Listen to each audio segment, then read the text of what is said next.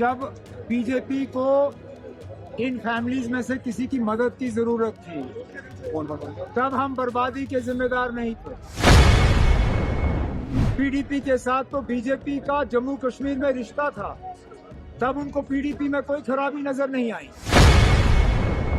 हम में कोई खराबी नहीं थी। आज इलेक्शन के दौरान इनको खराबी नजर आ ही जाती है। आप यकीन माने, कल को अगर बीजेपी के नंबर कम पड़े और पीडीपी ने उनको दोबारा मदद करने का फैसला किया, उनको पीडीपी में कोई खराबी नजर नहीं आएगी। जब बीजेपी को इन फैमिलीज में से किसी की मदद की जरूरत थी तब हम बर्बादी के जिम्मेदार नहीं थे। अभी मुश्किल से 5-6 साल हो गए। पीडीपी के साथ तो बीजेपी का जम्मू कश्मीर में रिश्ता था, तब उनको पीडीपी में कोई खराबी नजर नहीं आई। जब वाजपेयी साहब को मिनिस्टर बनाना था और उनकी नजर मुझ पे पड़ी, तब हम में कोई खराबी नहीं थी। आज इलेक्शन के दौरान इनको खराबी नजर आ ही जाती है। आप यकीन माने, कल को अगर बीजेपी के नंबर कम पड़े और पीडीपी ने उनको दोबारा मदद करने का फैसला किया, उनको पीडीपी में कोई खराबी नजर नहीं आएगी। ये वक्त की बात है ना, ये सियासी तकरीरें होती हैं और इलेक्शन के बाद इन चीजों को बुलाया जाता है। सर उमर साहब आज भी कर रहे हैं बीजेपी पर, हालात ठीक हो, हालात खराब है, काफी आज भी तो इनकाउंटर कर रहे हैं। ये वजीर आजम साहब को इस चीज पे बात करनी चाहिए थी। डोडा में उन्होंने तकरीर की, 24 घंटे नहीं हुए हैं कि हमारे 2 बहादुर आर्मी के सिपाही जो हैं, जिनमें एक एनसीओ अफसर और एक जवान, दोनों मिलिटेंट के हमले में मारे गए। आज नॉर्थ कश्मीर में एक हमला, एक एनकाउंटर अभी भी चल रहा है।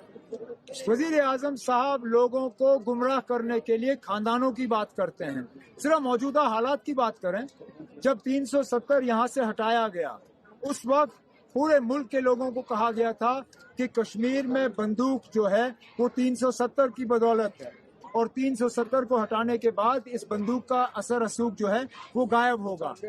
हटाने के बाद 5 साल हो गए, आज भी एनकाउंटर चल रहे हैं। उमर साहब जो मंशूर है नेशनल कॉन्फ्रेंस का, क्या आपको लग रहा है कि लोग उस पर वोट देंगे?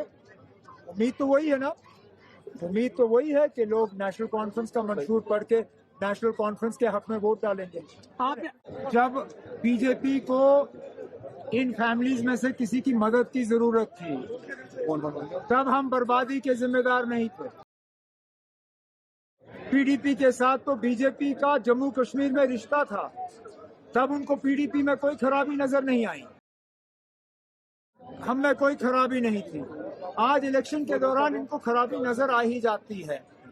आप यकीन माने, कल को अगर बीजेपी के नंबर कम पड़े और पीडीपी ने उनको दोबारा मदद करने का फैसला किया, उनको पीडीपी में कोई खराबी नजर नहीं आएगी।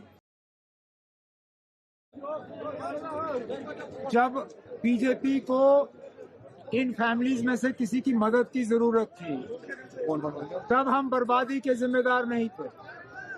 अभी मुश्किल से 5-6 साल हो गए। पीडीपी के साथ तो बीजेपी का जम्मू कश्मीर में रिश्ता था, तब उनको पीडीपी में कोई खराबी नजर नहीं आई। जब वाजपेयी साहब को मिनिस्टर बनाना था और उनकी नजर मुझ पे पड़ी, तब हम में कोई खराबी नहीं थी। आज इलेक्शन के दौरान इनको खराबी नजर आ ही जाती है। आप यकीन माने, कल को अगर बीजेपी के नंबर कम पड़े और पीडीपी ने उनको दोबारा मदद करने का फैसला किया, उनको पीडीपी में कोई खराबी नजर नहीं आएगी। ये वक्त की बात है ना, ये सियासी तकरीरें होती हैं और इलेक्शन के बाद इन चीजों को बुलाया जाता है। सर उमर साहब आज भी कर रहे हैं बीजेपी पर, हालात ठीक हो, हालात खराब है, काफी आज भी तो इनकाउंटर कर रहे हैं। ये वजीर आजम साहब को इस चीज पे बात करनी चाहिए थी। डोडा में उन्होंने तकरीर की, 24 घंटे नहीं हुए हैं कि हमारे 2 बहादुर आर्मी के सिपाही जो हैं, जिनमें एक एनसीओ अफसर और एक जवान, दोनों मिलिटेंट के हमले में मारे गए। आज नॉर्थ कश्मीर में एक हमला, एक एनकाउंटर अभी भी चल रहा है। वजीर आजम साहब लोगों को गुमराह करने के लिए खानदानों की बात करते हैं। सिर्फ मौजूदा हालात की बात करें, जब 370 यहाँ से हटाया गया उस वक्त पूरे मुल्क के लोगों को कहा गया था कि कश्मीर में बंदूक जो है वो 370 की बदौलत है, और 370 को हटाने के बाद इस बंदूक का असर रसूख जो है वो गायब होगा। हटाने के बाद 5 साल हो गए, आज भी एनकाउंटर चल रहे हैं। उमर साहब जो मंशूर है नेशनल कॉन्फ्रेंस का, क्या आपको लग रहा है कि लोग उस पर वोट देंगे? उम्मीद तो वही है ना, उम्मीद तो वही है कि लोग नेशनल कॉन्फ्रेंस का मंशूर पढ़ के नेशनल कॉन्फ्रेंस के हक में वोट डालेंगे। आप